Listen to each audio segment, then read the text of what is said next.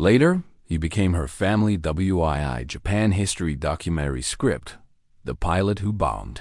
Tokyo in 1945 received a letter from Japan 3 years later. The envelope bore a child's handwriting. Inside, a 9-year-old orphan asked for help finding her father's grave. The pilot had no way of knowing if his bombs had killed that father. He wrote back anyway.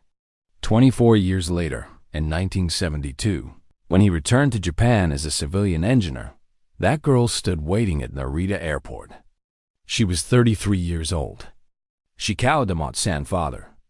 Before we go deeper into how this decision changed the Pacific War forever, make sure to subscribe for more history that actually happened.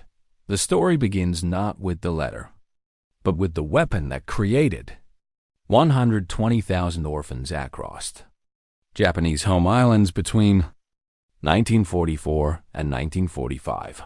The Boeing B-29 Superfortress turned the single most expensive weapons program of World War II, surpassing even the Manhattan Project in total cost. Development consumed $3 billion in 1940s currency. The aircraft stretched 99 feet in length with a 141-foot wingspan. 4 Wright R3350 duplex Cyclone engines, each generating 2,200 horsepower, pushed the bomber to altitude exceeding 31,000 feet, at speeds reaching 350 miles per hour.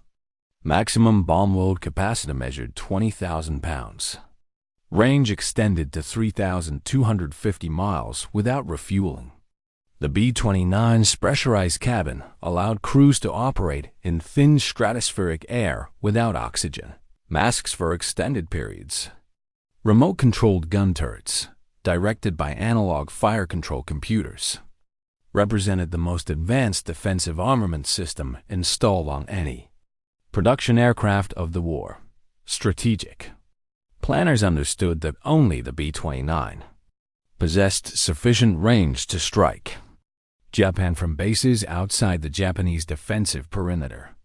The Marianas Islands, Saipan, Tinian, and Guam, captured between June and August 1944 at the cost of 24,000 American casualties, provided the necessary staging areas. Engineering battalions constructed 6 massive bomber airfields on Saipan and Tinian alone.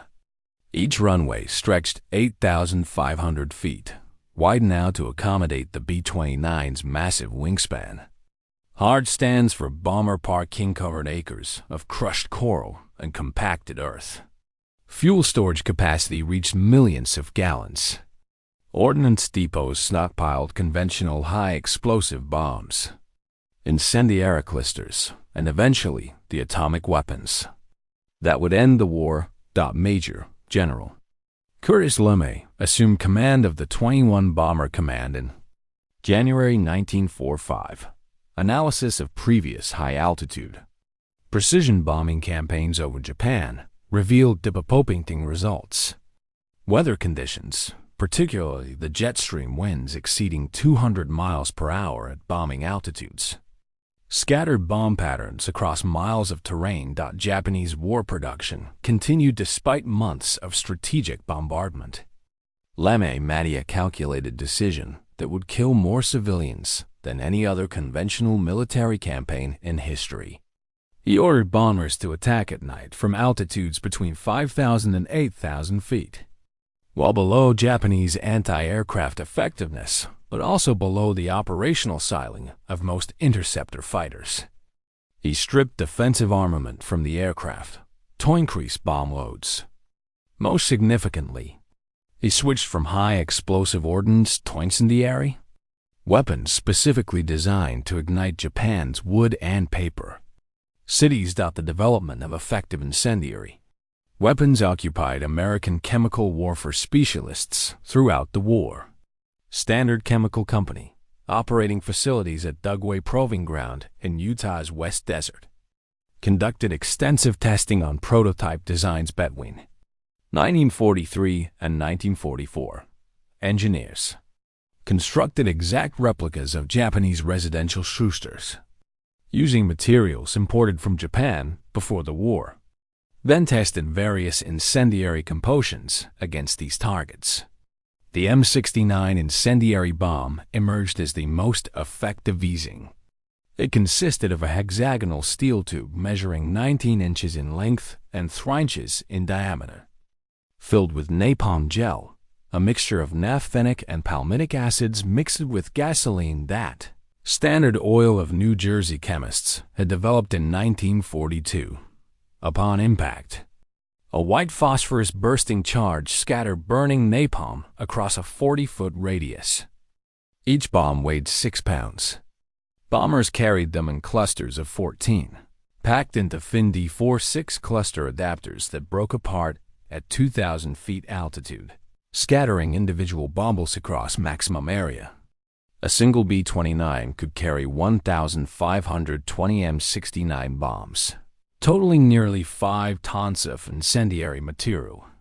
Formation bombing concentrated thousands of these weapons into target zones measuring just a few square miles. The night of March 9 to 10th, 1945 marked the most destructive conventional bombing attack in military history. Operation Meeting House targeted Tokyo's densely packed eastern wards. 334 B-29s departed the Marianas carrying 7,000 tons of incendiaries. Lead bombers marked the aiming point with M47 napalm bombs, creating a blazing cross visible for miles. Following waves saturated the target area in a pattern designed to create a firestorm, a self-sustaining thermal column where superheated air rises at hurricane velocity, drawing in oxygen from surrounding areas at ground level. Wind speeds in the firestorm's inflow reached 70 miles per hour. Temperatures in the fire core exceeded 1,800 degrees Fahrenheit, hot enough to melt copper and boil water in underground cisterns. The attack killed approximately 100,000 civilians. In 6 hours, 16 square miles of urban area burned completely. 1 million residents lost their homes. Subsequent raids on Nagoya, Osaka, Kobe, and dozens of smaller cities followed the same pattern through the summer of 1945. Operational realities of strategic bombing required massive organizational infrastructure beyond the aircraft themselves. The 498th Bombardment Group, one of 5 groups comprising the 73rd Bombardment Wing, operated from North Field on Saipan. The base complex covered 7 square miles of former sugarcane fields and native forest convertito. Military use by Navy Seabees and Army engineering battalions between June and November. 1,944. Construction consumed 2.4 million square feet of pierced steel planking for runways and taxiways, 85,000 barrels of asphalt, 500,000 square feet of Marston mat metal plating, and enough concrete to pave a 2-lane highway from Saipan to Tokyo. Ground crews maintained the bombers through 18-hour workdays in tropical heat and humidity that degraded aircraft systems continuously. Each mission required inspecting and servicing 4 engines, 12 fuel tanks with capacity for 8,188 gallons, electrical systems involving moles of wiring, hydraulic systems operating landing gear and bomb bay doors, and armament systems controlling 12.50 caliber machine guns and bomb release mechanisms. Among the aircrew flying these missions was First Lieutenant James Mitchell, a B-29 radar operator and bombardier assigned to the 498th Bombardment Group based on Saipan. Mitchell had graduated from the Army Air Force's Navigation School at Selman Field, Louisiana in 1943. He completed B-29 training at Walker Army Airfield, Kansas before deploying to the Marianas in February. 1,945. His first combat mission targeted the Nakajima Craft Engine Plant at Musashino on February 19, 1945. Over the following 6 months, Mitchell flew 27 combat sorties against targets across Japan. His aircraft dropped approximately 270 tons of explosives and incendiaries. Post-war analysis estimated that the 498th Bombardment Group's missions contributed to the destruction of approximately 40 square miles of urban area and the deaths of an estimated 18,000 Japanese civilians and military personnel. Mitchell's final combat mission occurred on August 14, 1945, just hours before Emperor Hirohito's surrender announcement. The target was the Nippon Oil Company refinery at Suzachi. At 23:30 hours, 7 hours after recording the Emperor's surrender speech, American bombers still pressed their attacks. Mitchell's aircraft released its bombs at 2:13 on August 15, minutes before receiving recall orders. The war ended with ordnance still in the air. Japan's civil defense preparations proved catastrophically inadequate against the scale of American bombing. The KKS-BYRE air defense law, enacted in 1937, required neighborhood associations to organize firefighting teams equipped with buckets, hand pumps, and wet blankets. Against conventional high-explosive attacks, these measures provided marginal utility. Against massed incendiary attacks creating firestorms, they accomplished nothing. Designated fire lanes where buildings had been demolished to create fire breaks were designed to halt normal fire spread. Firestorm conditions jumped these gaps effortlessly as burning debris carried on superheated winds ignited structures hundreds of yards distant from existing fire fronts. Public shelters, typically trenches covered with timber and earth, offered minimal protection against blast effects and no protection against heat and smoke. Many casualties resulted from suffocation as firestorms consumed available oxygen or from heat prostration in shelters that became ovens. Official instructions ordered civilians to remain in place and fight fires rather than flee. Adherence to these instructions in major raids produced death tolls in tens of thousands as residents remained in zones of completed destruction rather than evacuating.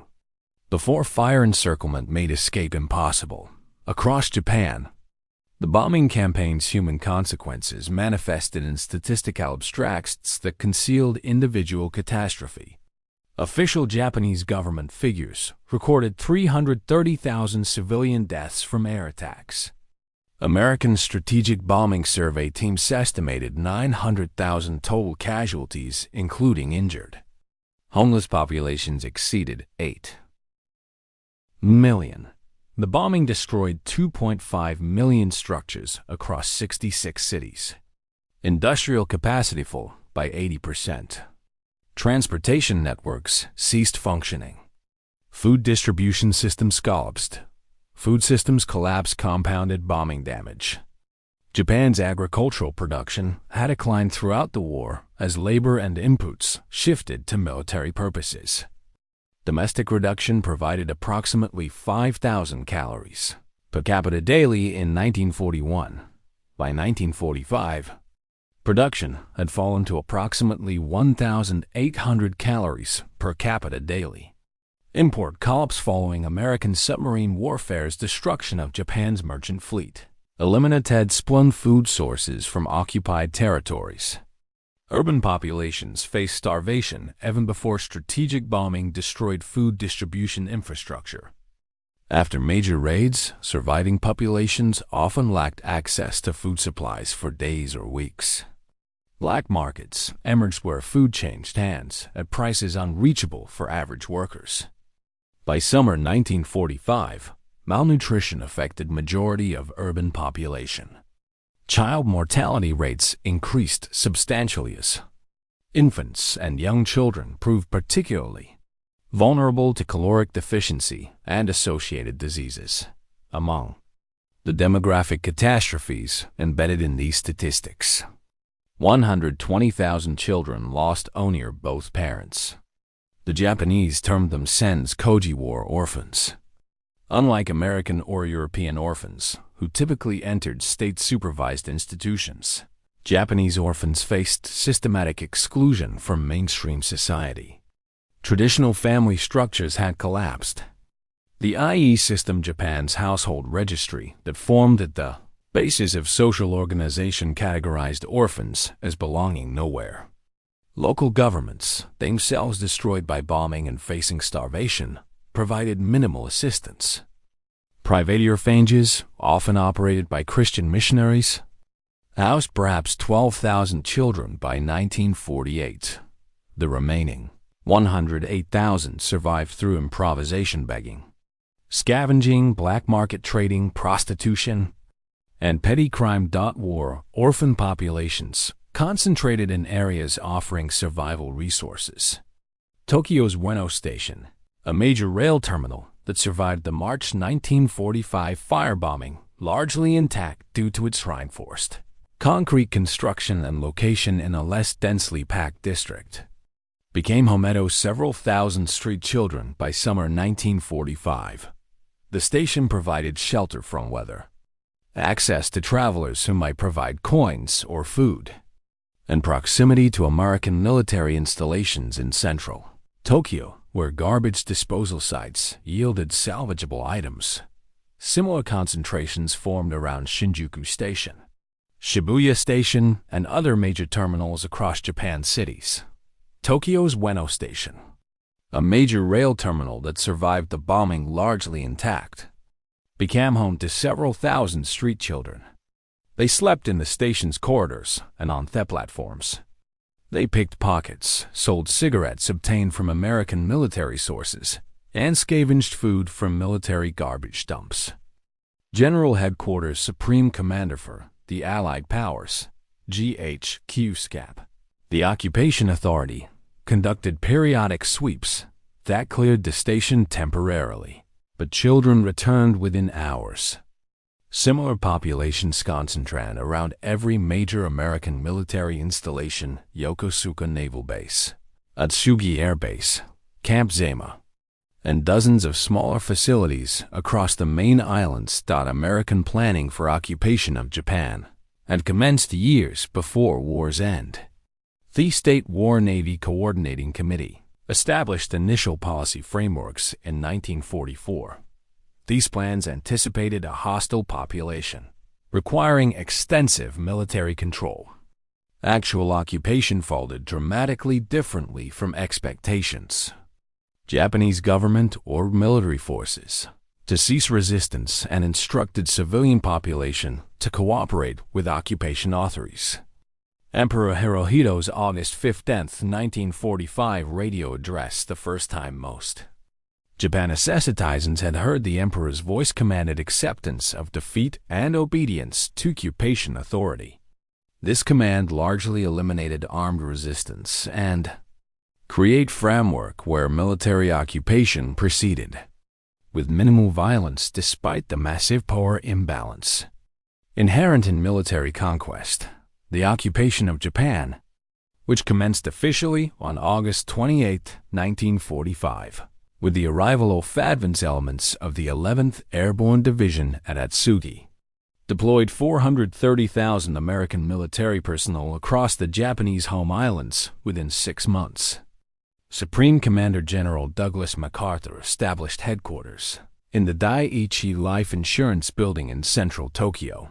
The occupation's stated objectives included demilitarization, democratization, and economic reconstruction. Practical realities involved feeding a starving population, while implementing the most comprehensive societal transformation ever attempted by a foreign military power.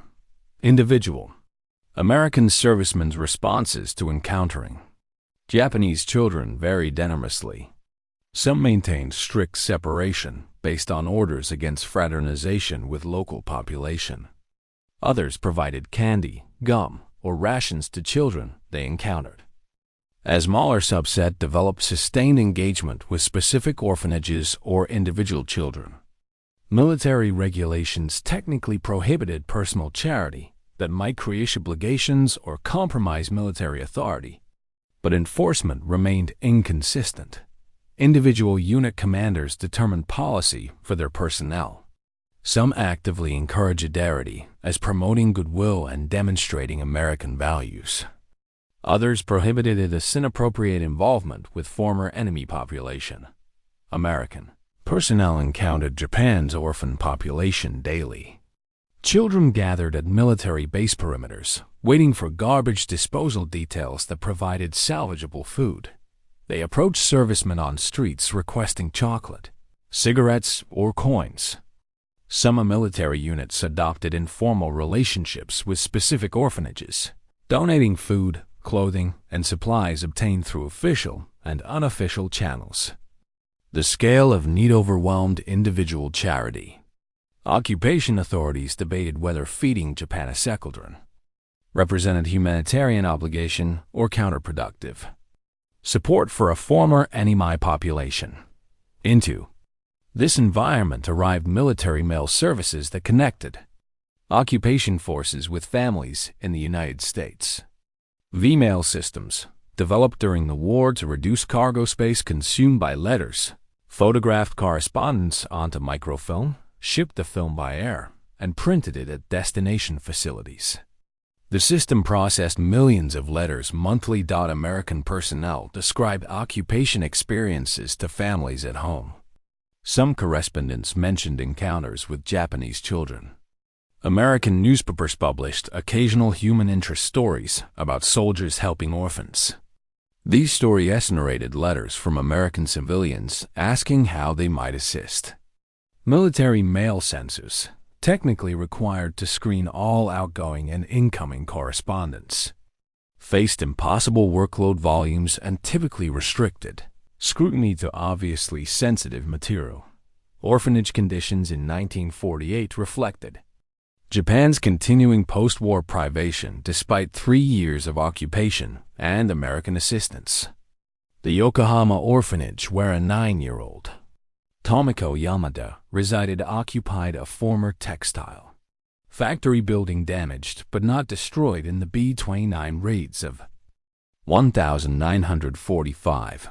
The structure's original purpose had been manufacturing military uniforms and parachute fabric. After war's end, the equipment was dismantled and sold for scrap. The building's owner, a Christian pastor who had operated Asmol Church before the war, converted the space to orphanage housing 63 children ranging from age 4 to 15. Funding came from church donations, irregular contributions from American military personnel at Yokosuka Naval Base, 15 miles south, and minimal assistance from Yokohama municipal government. Food consisted primarily of rice, provided through a government ration system, supplemented by donated American military surplus flour, powdered milk, and canned vegetables. Fresh protein remained rare. Children slept on tatamimats in communal spaces, heated inadequately by charcoal braziers in winter. Running water came from a single spigot in the courtyard. Sanitary facilities consisted of pit latrines. Disease remained constant threat. Tuberculosis, dysentery, and parasitic infections cycled through the population. Despite the pastor's wife's best efforts at maintaining hygiene with limited resources. In autumn 1948, Tomiko obtained the address of an American serviceman from a notice board at this orphanage. The orphanage received irregular support from American personnel at nearby Yokosuka Naval Base, a notice requesting volunteers for English conversation practice included several servicemen's names and military postal addresses. Tomiko had learned basic written English from a Japanese teacher at the orphanage who had worked as a translator before the war. The teacher helped her compose a letter. Tomiko's father, Corporal Kenji Yamada, had served in the Imperial Japanese Army's 16th Division deployed to the Philippine Islands. He was killed in action on Leyte in November 1944 during the American invasion. Official notification of his death reached his wife in March 1945, 4 months after the event. By that time, Tomiko's mother worked in a Yokohama factory, producing shell casings for anti-aircraft ammunition. The family's small wooden house stood in a residential district near the factory. On May 29, 1945, 454 B-29s bombed Yokohama in daylight precision raid that destroyed 6.9 square miles of the city. The target list included the factory where Tomiko's mother worked. The house burned in fires spreading from the factory. Tomiko's mother died either in the factory or attempting to reach home during the raid. Tomiko, who had been evacuated to a rural village as part of the government's child evacuation program, learned of her mother's death 6 weeks later when the pastor collecting war orphans for his nascent orphanage located her in the evacuation camp. The letter explained that Tomiko's father had died in the war. Her mother had died in an air raid on Yokohama in May 1945. She did not know where either parent was buried. She understood that Americans had bombed Japanese cities. She did not know if American bombs had killed her mother. She requested information about military records that might indicate where her father's remains might be located. She asked if there existed any American organization that helped Japanese children find their families. She included the orphanage's address. The letter reached First Lieutenant James Mitchell, who had transitioned to the Army Air Forces Reserve after war's end and returned to civilian employment as a petroleum engineering Texas military mail forwarding services, established to maintain contact with deployed personnel who had separated from service. Eventually delivered correspondence to veterans' last known addresses. Mitchell received the letter in January 1949, 4 months after Tomiko sent it. Mitchell's transition from military service to civilian life followed patterns common among American veterans. The Army Air Forces released him from active duty in November 1945 through the point system that prioritized service members with longest deployment and most combat missions. He received mustering out pay of $300, a discharge certificate documenting his service and rank, and transportation to Port Arthur, Texas, where he had enlisted in 1943.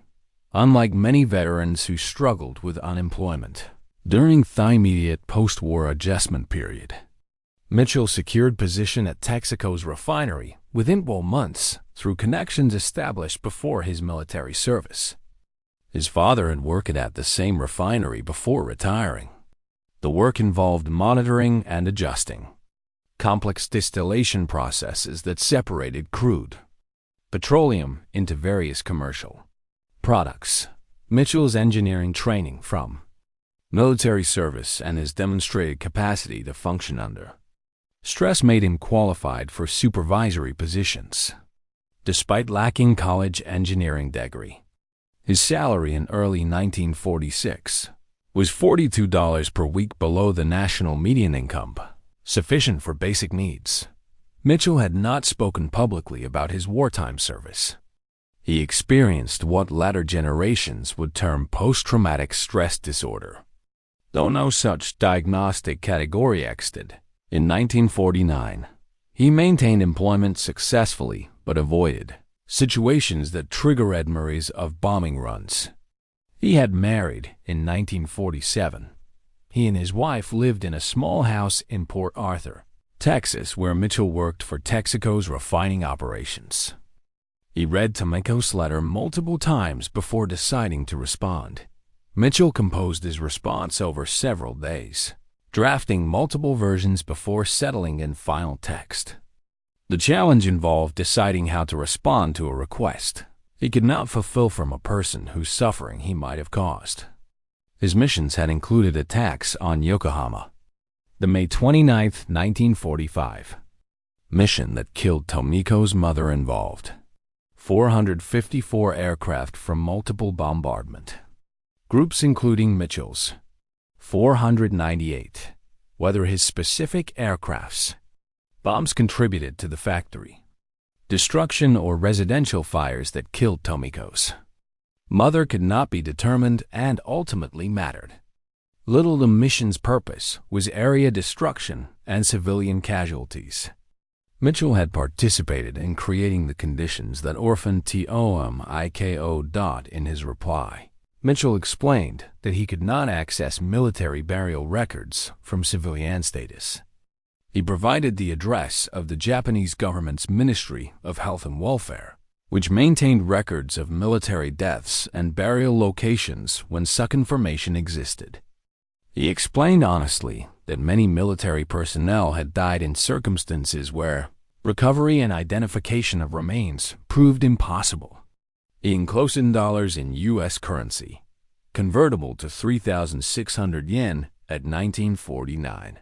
Exchange rates equivalent to approximately 2 months' wages for a Japanese laborer. He provided no return address and expected no further contact. Tomiko's response arrived in April 1949.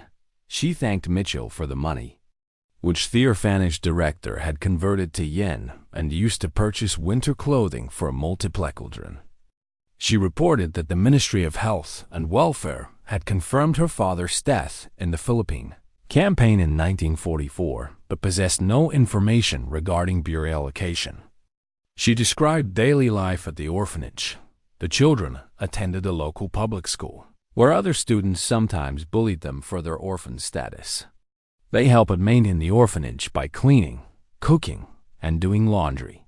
Food remained scarce. The orphanage received surplus flour and powdered milk from American military sources, but protein and fresh vegetables were rare. She asked if Mitchell could explain why American Chad dropped bombs on cities where children lived. This question represented precisely the moral confrontation Mitchell had avoided since war's end. Technical briefings before missions had described targets as industrial and military objectives. Actual observation from bombing altitudes revealed fires spreading across residential districts. Aircrew discussed this observation among themselves, but received no official acknowledgement of civilian casualties. Post-war reporting in American media emphasized Japanese military atrocities and characterized bombing as necessary to prevent even greater casualties from a ground invasion. Mitchell possessed no answer that satisfied his own conscience, much less explained it to an orphan. He wrote a third letter in June 1949. He acknowledged that American bombs had killed Japanese civilians, including children. He stated his belief that war created conditions where men committed acts they would never choose in peacetime. He explained his understanding that Japan's military government had attacked American forces at Pearl Harbor without declaration of war, had conducted military campaigns across Asia that killed millions of civilians, and had demonstrated determination to continue fighting regardless of cost. He expressed personal regret that children had suffered and died. He enclosed $20 and suggested that if Tomiko wished to continue writing, he would attempt to send regular assistance. The decision to maintain correspondence required commitment beyond initial response. International postage in 1949 cost 6 cents per half ounce for letters to Japan. Modest expense individually, but accumulating over multiple letters. Mitchell's decision to provide financial assistance involved more substantial cost. The $20 he enclosed in his June 1949 letter represented approximately 2 weeks' salary. Over the following 3 years, he sent a total of $680, equivalent to roughly 6 months' salary. This expenditure ex casual charity. It represented sustained financial commitment, comparable to supporting a family member. Tomiko's letters provided detailed documentation of orphanage conditions and post-war Japan's gradual recovery. A November 1949 letter described the orphanage receiving its first delivery of fresh fish in 8-month small mackerel purchased with funds Mitchell had sent. The children had not consumed animal protein beyond occasional eggs for months. The fish provided occasion for celebration and reminder of food that had been normal before Thor. Her April 1950 letter described attending her elementary school's graduation ceremony where she completed 6th grade. The school had been rebuilt after burning in the 1945 raids. New construction consisted of cheap lumber and scrap materials, rather than the substantial wooden structure that had stood previously. Students sat on floors rather than chairs. Each student owned a single textbook that served the entire year, shared among multiple students as textbook production remained limited. Despite these privations, Tomiko reported pride in graduating and intention to continue education if circumstances permitted. This exchange established a correspondence that continued until Mitchell's return to Japan in 1952. Between June 1949 and August 1952, Mitchell sent Tomiko 43 letters and a total of $680, approximately 245,000 yen, equivalent to roughly 3 years' salary for a Japanese factory worker. Tomiko wrote 67 letters in reply, progressively improving her English through practice and instruction from the orphanage's teacher. The letters described Tomiko's progression through elementary school, her work helping younger children at the orphanage, her observations of Japan's gradual recovery from wartime devastation, and her questions about American life, culture, and Mitchell's experiences. Mitchell's own letters documented post-war American prosperity that contrasted sharply with Tomiko's descriptions of Japanese privation. His May 1950 letter announced birth of his first child, a daughter they named Patricia. He described purchasing their house, a modest 3-bedroom frame structure in working-class neighborhood of Port Arthur. The house cost $5,800 financed through Veterans Administration loan guarantee that required no down payment and carried 3% interest rate. This government benefit extended to 16 million American veterans through the GI Bill of Rights enacted in 1944, facilitated massive expansion of American homeownership and middle-class prosperity. Mitchell's letters described purchasing automobile used 1946 Ford sedan for $875. He described family outings to Galveston beaches, holiday celebrations with extended family, and routine abundance of consumer goods that pre-war America had enjoyed, but wartime rationing had curtailed. Post-war American economy experienced dramatic expansion fed by pent-up consumer demand, government infrastructure investment, and international trade advantages deriving from America's position as sole major industrial power emerging from war undamaged. Mitchell's personal prosperity reflected broader national patterns. Mitchell's letters avoided detailed discussion of combat operations, but described his current life in Texas, his work in petroleum refining, and his growing family. He explained American customs, holidays, and social practices. He answered Tomiko's questions about religious beliefs, educational systems, and democratic governance. Through this correspondence, both participants constructed a relationship that existed entirely in written form, mediated by oceanic distance and cultural difference. During this period, Japan's economic and social recovery accelerated under occupation reforms and American financial assistance. The initial occupation policy of economic deconcentration and reparations extraction gave way to economic reconstruction aimed at creating a stable, democratic and anti-communist ally in East Asia. American aid totaled approximately $2.2 billion between 1945 and 1952. Industrial production reached Pruel levels by 1951. The Korean War, which commenced in June 1950, generated massive procurement orders for Japanese industry, accelerating economic growth. The peace treaty signed in San Francisco in September 1951 formally ended the war and scheduled determination of occupation in April 1952. For Japan's war orphans, recovery proceeded less systematically. Some found placement with extended family as relatives emerged from displacement or military repatriation.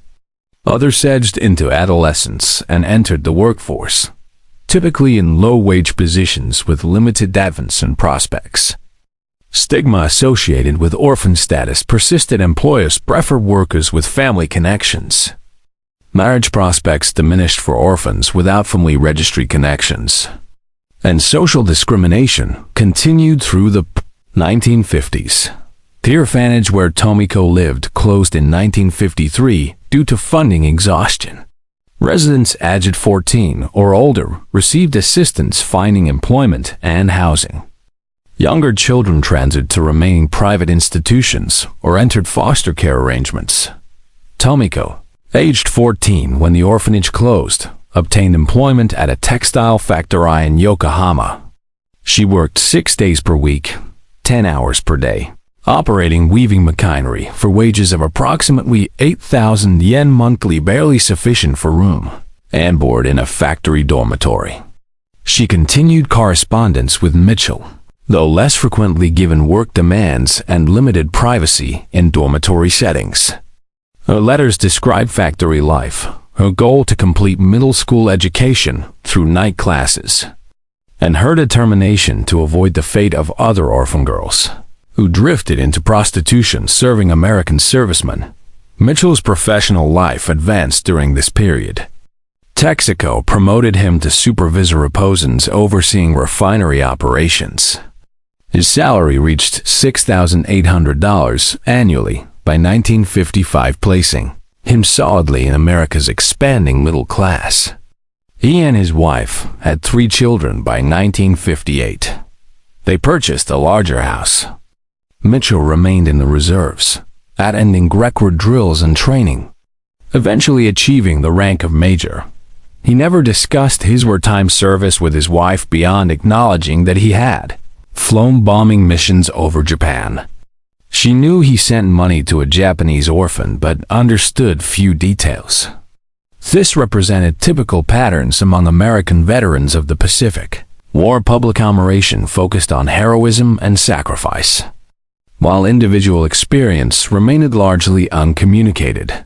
The 1950s witnessed Japan's transformation from defeated enemy to Cold War ally and emerging economic power. The Korean War, commencing June 25, 1950, generated immediate demand for Japanese industrial output supporting United Nations forces. American military procurement orders totaled approximately $3.5 billion between 1950 and 1953. This influx revived Japanese manufacturing capacity and provided capital for industrial modernization. Gross national product growth rates exceeded 8% annually through the decade. The peace treaty signed in San Francisco September 8, 1951 and effective April 28, 1952 formally ended the occupation and restored Japanese sovereignty, though American military bases remained through separate security treaty. Japan's economy integrated into American-led international economic system through membership in the International Monetary Fund and World Bank. The 1960s accelerated growth further. The 1964 Tokyo Olympics demonstrated Japan's recovery and modernization to international audience. By decade's end, Japan's economy had become world's second largest measured by GDP. This national transformation affected individual lives differentially. War orphans like Tomiko benefited from overall economic growth, but remained disadvantaged relative to peers with intact families. The social stigma associated with orphan status persisted despite prosperity. Employers preferred hiring workers with family connections, who seemed more stable and integrated into community networks. Marriage prospects remained constrained. Familia Saringing. Marriages for their children viewed orphans as undesirable matches, lacking family support and proper lineage documentation. These informal social barriers limited opportunists despite formal equal treatment under law. Between 1953 and 1972, Mitchell and Tomiko exchanged letters approximately twice annually. Tomiko's letters documented her progression through night school, graduation from middle school in 1957, employment transition from factory work to clerical position at a Yokohama trading company in 1960, and eventual marriage in 1965 to a company colleague. She gave birth to 2 children, a son in 1966 and a daughter in 1969. Mitchell's letters described his children's growth, his wife's community activities, his work challenges and successes, and his observations of American social changes. Through the turbulent 1960s, American petroleum companies' investment in Japanese refining capacity reflected broader patterns of American business expansion into Japanese market. Japan's rapid industrialization generated massive energy demand. Domestic petroleum resources were negligible. Japan imported crude oil from Middle Eastern sources and refined it domestically. American companies, including Texaco, Mobil, and Gulf, partnered with Japanese firms to construct and operate refineries using American technology and management practices. These partnerships generated profits for American companies while providing Japan with essential energy infrastructure. Texaco's Kawasaki refinery modernization project involved installing advanced catalytic cracking units that increased gasoline yield from crude oil and reduced production costs. The project required expertise in catalytic process engineering that Japanese refineries were still developing. In 1971, Mitchell's employer assigned him to a 2-year project overseeing this refinery modernization in Kawasaki, Japan. American petroleum companies had invested heavily in Japanese industrial infrastructure during the 1960s as Japan's economy grew to become the world's second largest. Mitchell accepted the assignment with private recognition that it provided opportunity to meet Tomiko. After 23 years of correspondence, he informed her of his pending arrival in March 1972. Japan in 1972 bore little resemblance to the devastated nation of 1945. Tokyo's population exceeded 11 million, making it world's largest metropolitan area. The city had been rebuilt completely modern office towers, efficient public transportation, consumer prosperity visible on shops and streets. The physical scars of bombing had been erased through reconstruction. The human scars remained less visible but equally present. Tomiko was among approximately 2 million Japanese citizens who had lost family members to American bombing. These survivors carried memories that contrasted sharply with the CONTEMPORAR West-Japan Alliance relationship, built on economic partnership and mutual security interests in East Asia. Tomiko met Mitchell at Narita Airport on March 15, 1972. She was 33 years old. He was 51. They had never seen photographs of each other. She held a sign with his name. He recognized her from the sign. They bowed in traditional Japanese greeting. According to Mitchell's later account, recorded in oral history interviews conducted in the 1990s, Tomiko's first words were, "Thank you for writing to a child who had nothing." Mitchell's response, "Thank you for trusting a man who dropped bombs on your country." Over the following 2 years, Mitchell and his wife, who had accompanied him to Japan, developed close relationship with Tomiko's family. They met regularly, sharing meals at Tomiko's home and restaurants around Yokohama. Mitchell's wife and Tomiko's husband formed their own friendship. The children played together despite language barriers. Mitchell provided financial assistance for Tomiko's children's education. Tomiko served as cultural guide for Mitchell and his wife, introducing them to temples, festivals, and aspects of Japanese life inaccessible to typical American expatriates. The 2 years Mitchell spent in Japan provided extended opportunity for relationship development impossible through correspondence alone. They met approximately twice monthly for dinners, family gatherings, or tourist excursions. These interactions reveal adultural differences that letters had obscured. Mitchell struggled with Japanese social customs regarding gift-giving, hierarchy, and indirect communication. Tomiko found American directness sometimes jarring, yet both adapted. Mitchell learned to navigate Japanese business culture sufficiently to complete his project successfully. Tomiko practiced English conversation extensively, improving her language skills substantially. Their families formed bonds. Mitchell's wife befriended Tomiko's husband, despite language barriers, communicating through mixture of basic Japanese phrases, English words, and gesture. The children played together, building relationships that transcended adult concerns about war and history. Mitchell's assignment concluded in March 1974. Before returning to Texas, he and Tomiko participated in a formal ceremony at a Shinto shrine, where they exchanged gifts symbolizing family connection. Tomiko presented Mitchell with a ceremonial scroll establishing him as an honorary family member, a designation without legal standing but carrying social recognition of familial bond. Mitchell established a trust fund containing $50,000 designated for Tomiko's children's education expenses.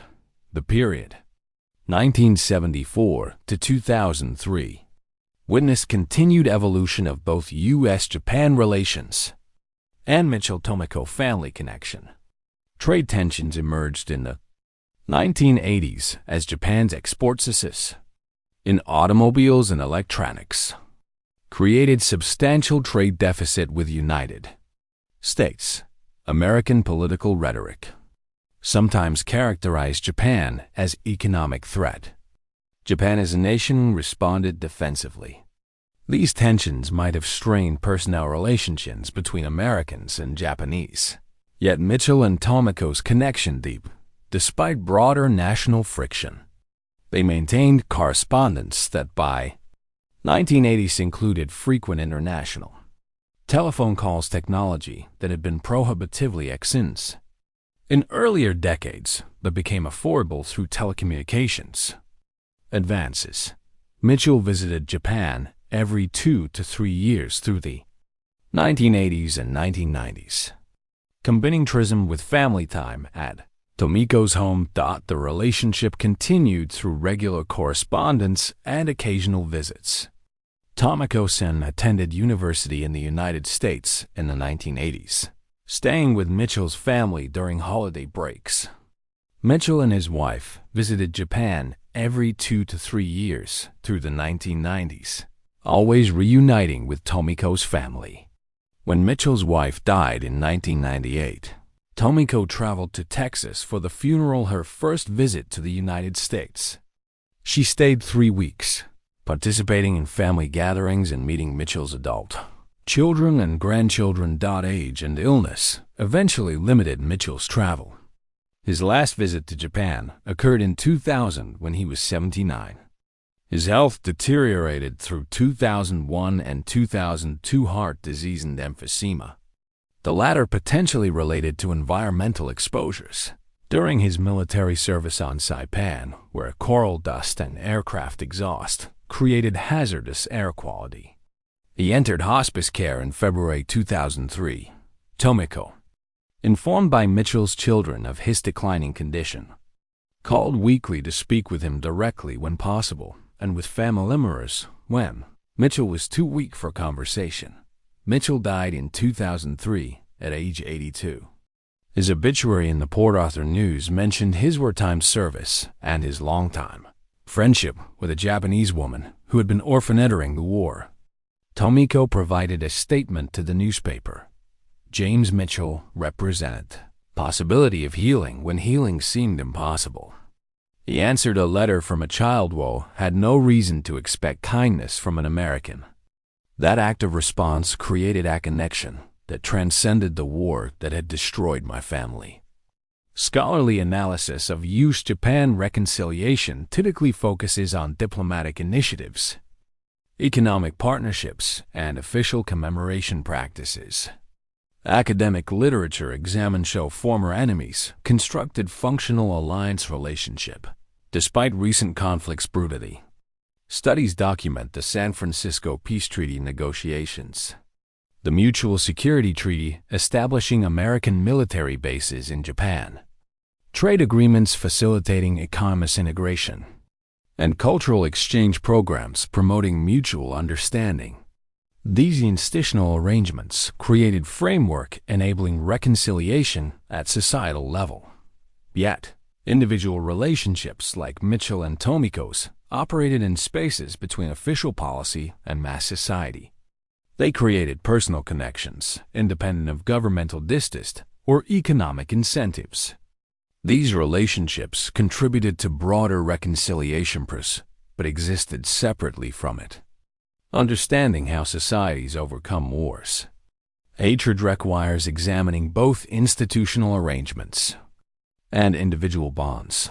Analysis of this relationship requires recognition that it represented neither typical war-to-American scission nor standard occupation-era interaction. Most American servicemen home-countered Japanese orphans, provided occasional assistance, at best sharing candy, contributing to orphanage donations, participating in organized charity events.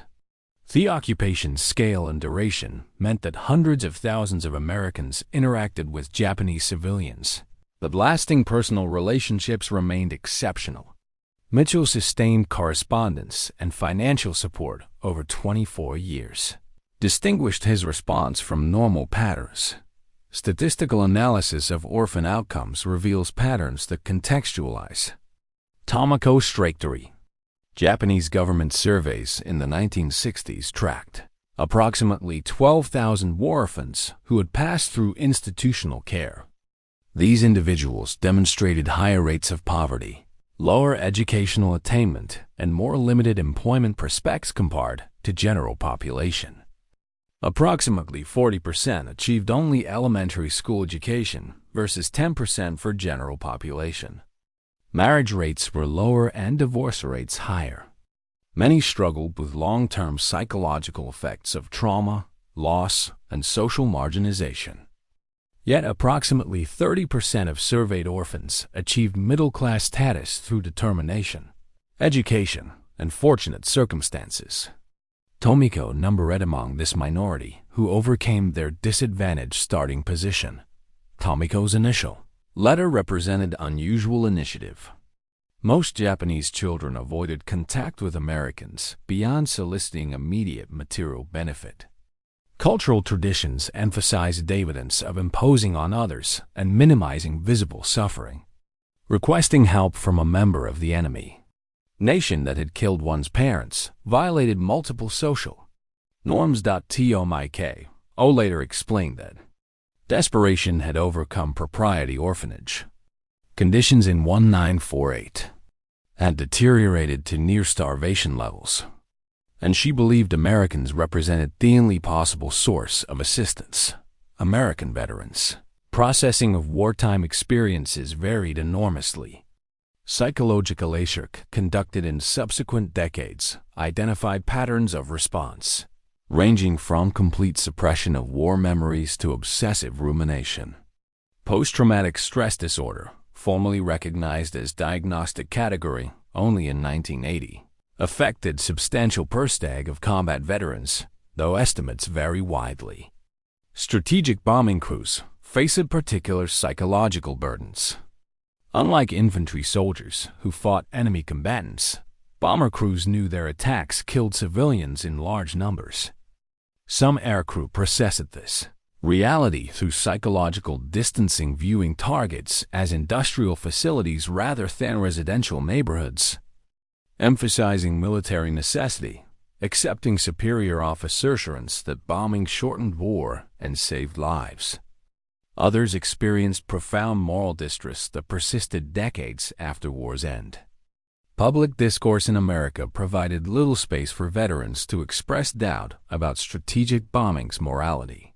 Cultural narrative emphasized Japanese aggression, American righteousness, and bombing's necessity. Veterans who questioned these narratives often remained silent rather than face social disapproval. Mitchell's decision to respond involved confronting his own role in folding, creating the conditions Theater famed Tomiko and 120,000 other Japanese children. His letters never attempted to justify bombing campaign morally. They acknowledged responsibility while asserting Thea's responsibility existed within broader context of war initiated by Japan's military government. This stance accepting individual accountability while recognizing systemic causes distinguished Mitchell's response from common patterns of either defensive justification or complete moral paralysis. Comparative analysis reveals parallels between Mitchell-Tomiko relationship and other documented cases of American-Japanese reconciliation at individual level.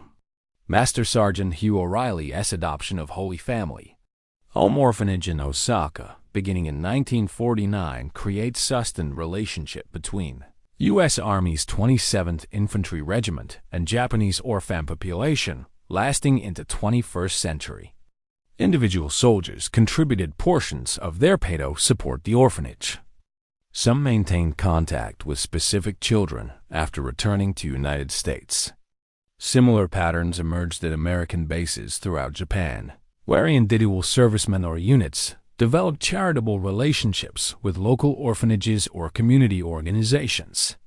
These relationships operated outside official policy frameworks, yet contributed substantially to ameliorating post-war humanitarian crisis and building Interpol's connections across national divide. The relationship's evolution from correspondence to family connection reflected broader patterns in U.S.-Japan relations during the period 1945 to 1972.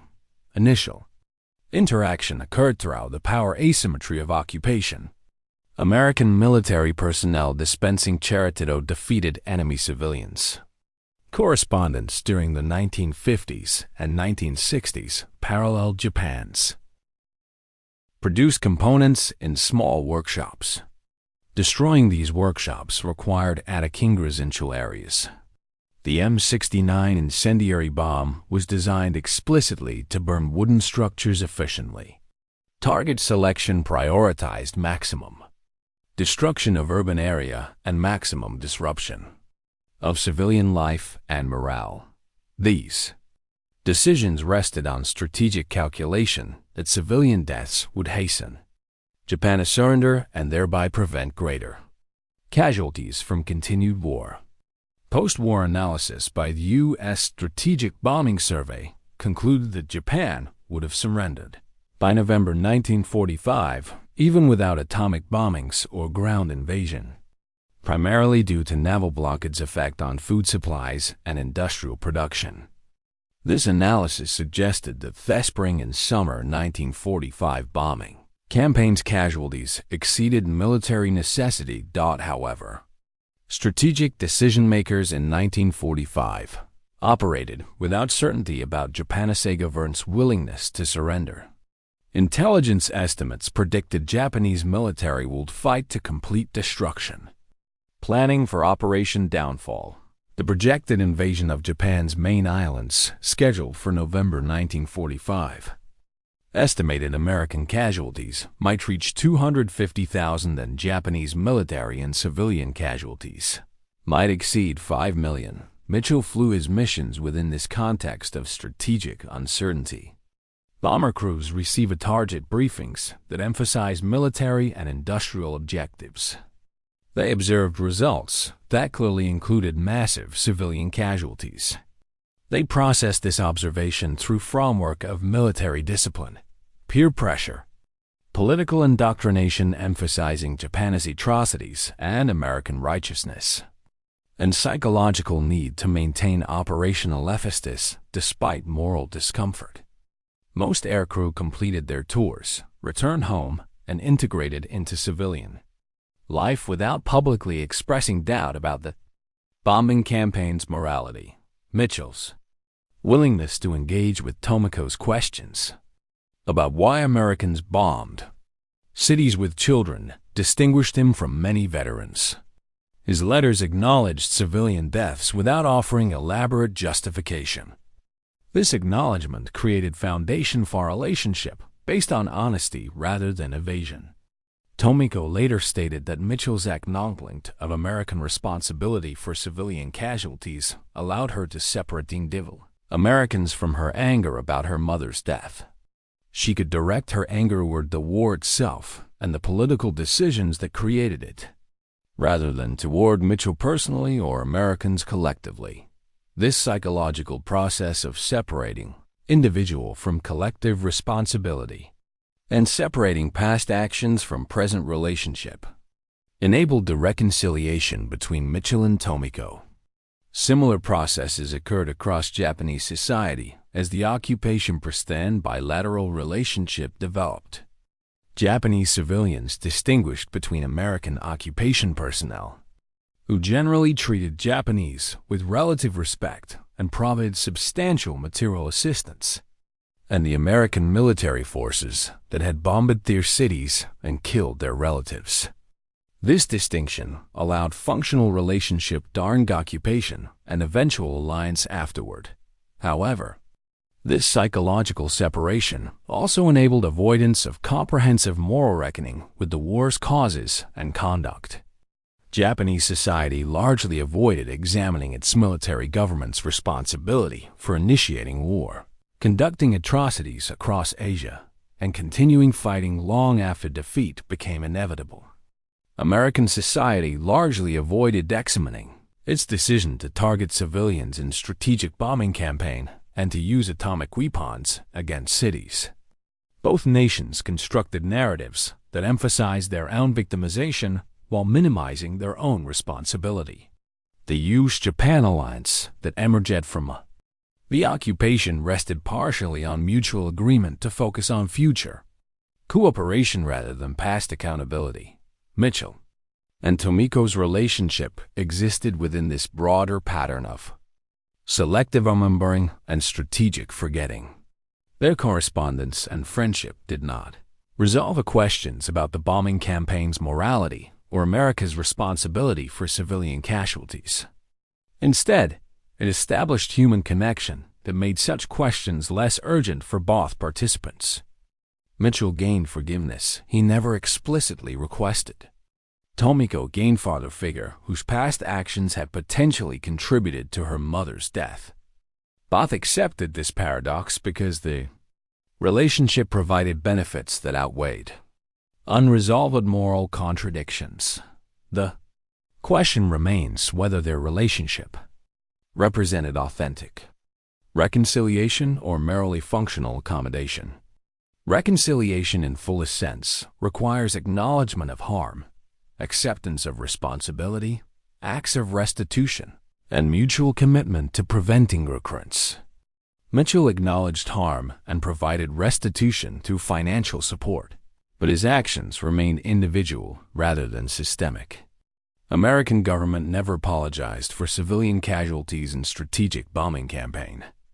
Japanese government never apologized for military aggression that made American bombing campaigns strategic in essence. Mitchell and Tomiko's relationship occurred within this context of incomplete national reconciliation. Yet, their relationship demonstrated that individuals could construct connection across war's divide even without comprehensive resolution of historical grievances. Mitchell and Tomiko created family bond that satisfied both participants' needs despite problematic historical circumstances. Their relationship suggested that healing can occur through accumulation of individual acts of generosity, communication, and mutual recognition, even when broader social reconciliation remains incomplete. The story concludes not with definitive resolution, but with recognition of persistence. Mitchell and Tomiko maintained their relationship for 54 years, from Tomiko's first letter in 1948 until Mitchell's death in 2003. They sustained connection across oceanic distance. Cultural difference, linguistic barriers, and historical circumstances that might reasonably have prevented any relationship They created family bond where war had destroyed family. They demonstrated that individuals possess capacity to transcend national enmity through stained personal commitment. This capacity matters because war creates needs that only peace can address. The Pacific War created 120,000 orphans across Japan. It killed between 2.5 and 3 million Japanese civilians and military personnel. It killed approximately 170,000 American military personnel and wounded 650,000 more. It devastated cities, destroyed industrial capacity, traumatized population, and poisoned relationships between nations. No amount of individual ecococilia can undo this destruction or restore the dead. But individual relationships like Mitchell and Tomiko's demonstrate that war's destructive consequences need not determine future relationships between former enemies. Mitchell's B-29 dropped approximately 270 tons of explosives and incendiaries on Japanese targets during his 27 combat missions. Those weapons contributed to deaths of approximately 18,000 people. His letters to Tomiko and financial support over 54 years represented attempt to balance this destruction with construction. The balance was necessarily incomplete. 24,000 deaths cannot be offset by assistance to orphan. But Mitchell attempted balance nonetheless, and Tomiko accepted the attempt and targeted they created relationship that neither war nor its aftermath could prevent. The final years of Mitchell's life brought full circle completion to relationship, spanning 5 decades. As his health declined, he expressed to family members his satisfaction. Date responding to Tomiko's initial letter in 1949 represented his life's most meaningful act. Has stated his belief that his wartime service had created obligation to address its consequences best he could. Supporting Tomiko through childhood, adolescence, and adulthood fulfilled that obligation partially. He acknowledged that 23,000 other people had died in bombing raids he participated in. He could not address their deaths or support their families, but he had responded to one orphan who reached across national and cultural boundaries requesting help. That response had created relationship, providing meaning to both participants. Tomiko visited Mitchell's grave in Texas in 2005, 2 years after his death. She placed flowers on a letter she had written describing their relationship's importance to her life. The letter thanked Mitchell for answering a child who had nothing and for maintaining that answer throughout decades of correspondence and eventual family connection. She explained that Mitchell had restored possibility of trusting people after war had destroyed such trust. She concluded with statement that their relationship represented proof that even war's worst consequences can be partially healed through individual acts of sustained compassion. Philosophical examination of reconciliation's meaning reveals fundamental questions about collective versus individual responsibility. Mitchell bore individual responsibility for participating in bombing campaign. Yet he operated within military system, compelling obedience under threat of court-martial for refusing orders. He accepted prevailing national narrative justifying strategic bombing is necessary to end war and prevent greater casualties. These mitigating factors reduce, but do not eliminate his moral responsibility. Tomiko's willingness to forgive Mitchell, explicitly or implicitly through maintaining relationship, represented personal choice, not requiring endorsement from other war victims. Other orphans produced components in small workshops. Destroying these workshops required residential areas. The M69 incendiary bomb was designed explicitly to burn wooden structures efficiently. Target selection prioritized maximum destruction of urban area and maximum disruption of civilian life and morale. These decisions rested on strategic calculation that civilian deaths would hasten Japan's surrender and thereby prevent greater Casualties from continued war. Post-war analysis by the U.S. Strategic Bombing Survey concluded that Japan would have surrendered by November 1945, even without atomic bombings or ground invasion, primarily due to naval blockade's effect on food supplies and industrial production. This analysis suggested that the spring and summer 1945 bombing campaign's casualties exceeded military necessity. However, strategic decision-makers in 1945 operated without certainty about Japanese government's willingness to surrender. Intelligence estimates predicted Japanese military would fight to complete destruction. Planning for Operation Downfall. The projected invasion of Japan's main islands, scheduled for November 1945. Estimated American casualties might reach 250,000 and Japanese military and civilian casualties might exceed 5 million. Mitchell flew his missions within this context of strategic uncertainty. Bomber crews receive target briefings that emphasize military and industrial objectives. They observed results that clearly included massive civilian casualties. They processed this observation through framework of military discipline, peer pressure, political indoctrination emphasizing Japanese atrocities and American righteousness, and psychological need to maintain operational emphasis despite moral discomfort. Most aircrew completed their tours, returned home, and integrated into civilian life without publicly expressing doubt about the bombing campaign's morality.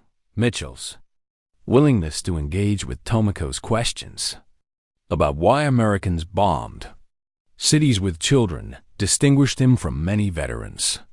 His letters acknowledged civilian deaths without offering elaborate justification. This acknowledgement created foundation for a relationship based on honesty rather than evasion. Tomiko later stated that Mitchell's acknowledgement of American responsibility for civilian casualties allowed her to separate Americans from her anger about her mother's death. She could direct her anger toward the war itself and the political decisions that created it, rather than toward Mitchell personally or Americans collectively. This psychological process of separating individual from collective responsibility and separating past actions from present relationship enabled the reconciliation between Mitchell and Tomiko. Similar processes occurred across Japanese society as the occupation-pristine bilateral relationship developed.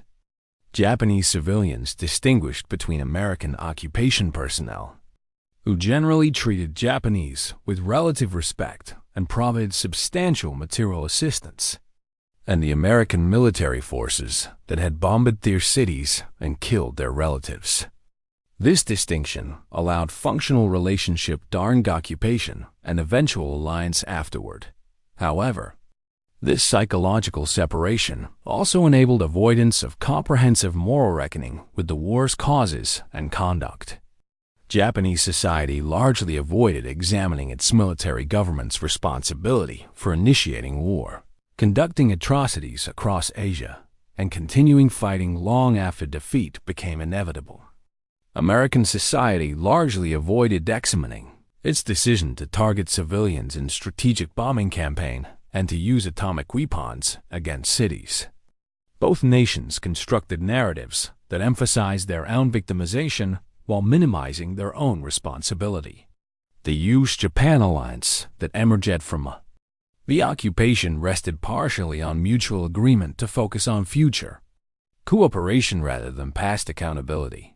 Mitchell and Tomiko's relationship existed within this broader pattern of selective remembering and strategic forgetting. Their correspondence and friendship did not resolve questions about the bombing campaign's morality or America's responsibility for civilian casualties. Instead, it established human connection that made such questions less urgent for both participants. Mitchell gained forgiveness he never explicitly requested. Tomiko gained father figure whose past actions had potentially contributed to her mother's death. Both accepted this paradox because the relationship provided benefits that outweighed unresolved moral contradictions. The Question remains whether their relationship represented authentic reconciliation or merely functional accommodation. Reconciliation in fullest sense requires acknowledgement of harm, acceptance of responsibility, acts of restitution, and mutual commitment to preventing recurrence. Mitchell acknowledged harm and provided restitution through financial support, but his actions remained individual rather than systemic. American government never apologized for civilian casualties in strategic bombing campaign. Japanese government never apologized for military aggression that made American bombing campaigns strategic lessons. Mitchell and Tomiko's relationship occurred within this context of incomplete national reconciliation. Yet, their relationship demonstrated that individuals could construct connection across war's divide even without comprehensive resolution of historical grievances. Mitchell and Tomiko created family bond that satisfied both participants' needs despite problematic historical circumstances. Their relationship suggested that healing can occur through accumulation of individual acts of generosity, communication, and mutual recognition, even when broader social reconciliation remains incomplete. The story concludes not with definitive resolution, but with recognition of persistence. Mitchell and Tomiko maintained their relationship for 54 years, from Tomiko's first letter in 1948 until Mitchell's death in 2003. They sustained connection across oceanic distance. Cultural difference, linguistic barriers, and historical circumstances that might reasonably have prevented any relationship. They created family bond where war had destroyed family. They demonstrated that individuals possess capacity to transcend national enmity through sustained personal commitment. This capacity matters because war creates needs that only peace can address. The Pacific War created 120,000 orphans across Japan. It killed between 2.5 and 3 million Japanese civilians and military personnel. It killed approximately 170,000 American military personnel and wounded 650,000 more.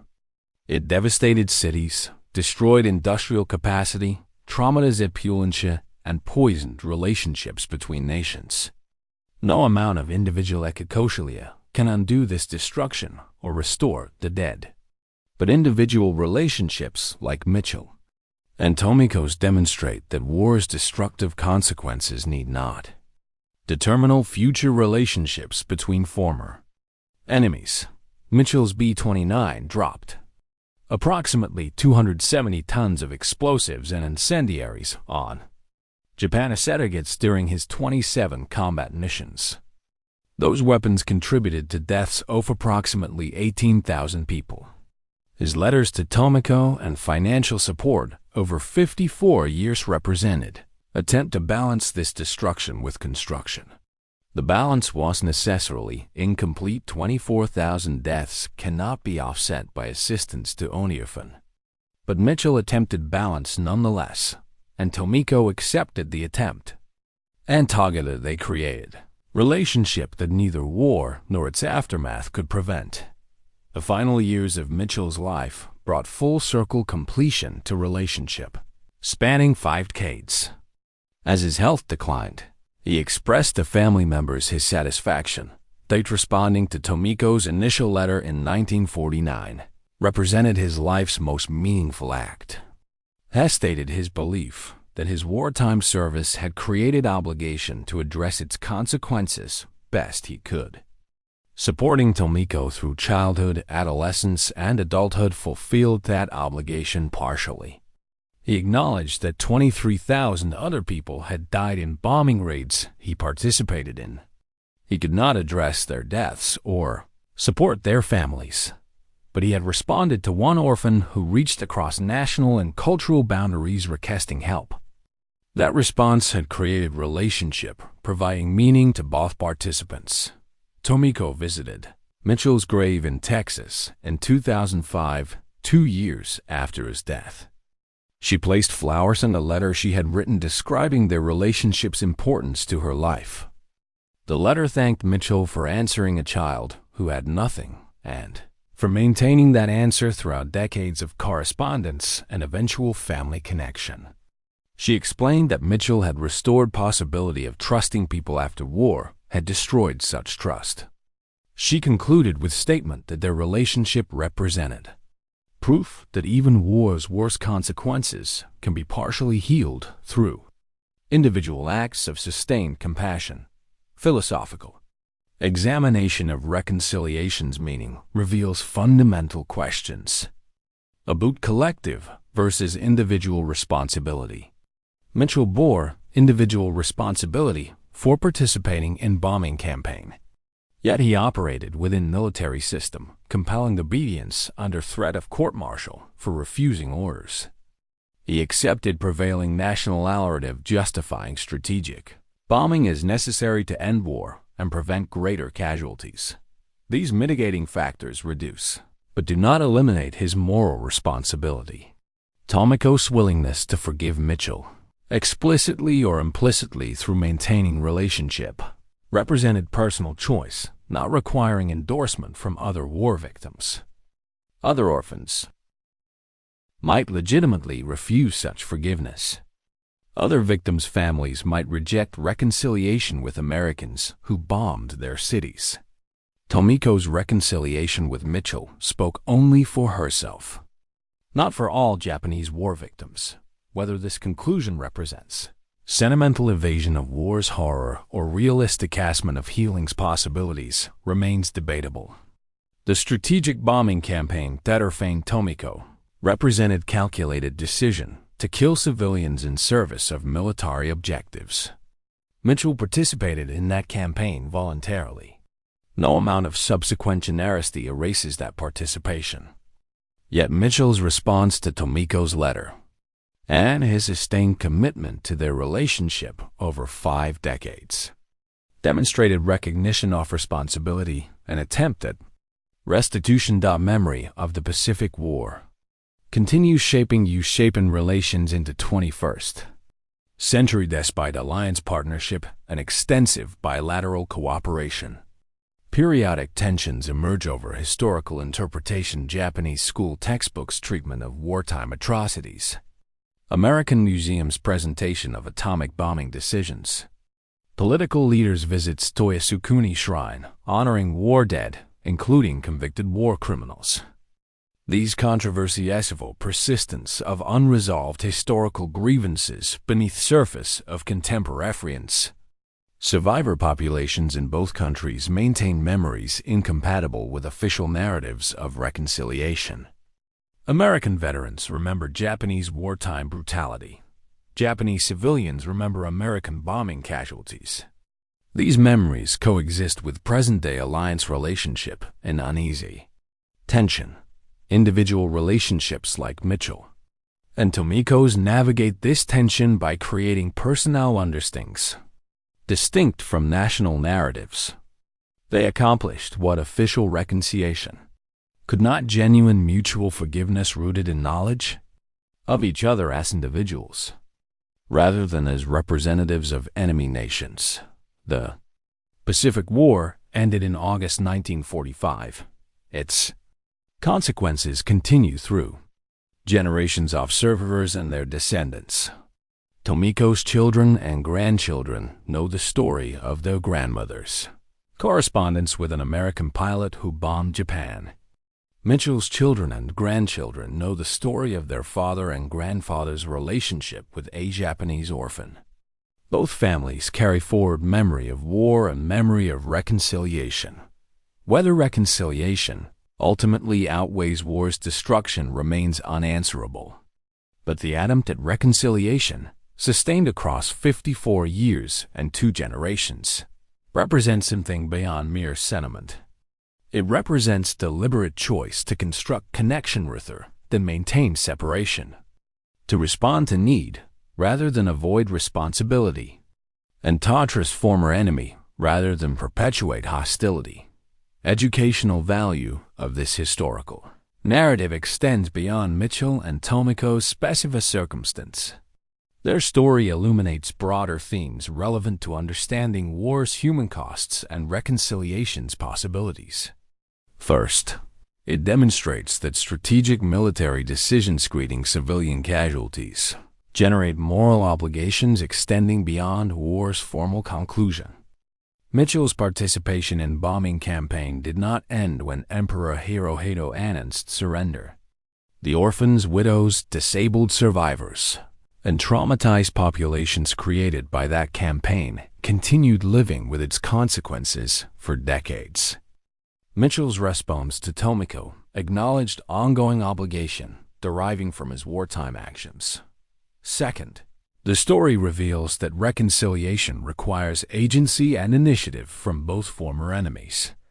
Tomiko's decision to write to an American required courage given cultural barriers and risk of rejection or hostile response. Mitchell's decision to reply and sustain correspondence required confronting uncomfortable truths about his wartime service. Neither party passively waited for reconciliation to occur through official channels or societal evolution. They actively created relationship through repeated choices to maintain connection despite difficulties. Third, their story illustrates that healing occurs through sustained engagement rather than single dramatic gestures.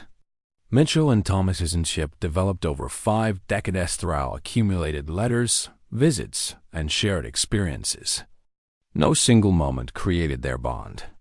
Patient, persistent effort built trust and understanding incrementally.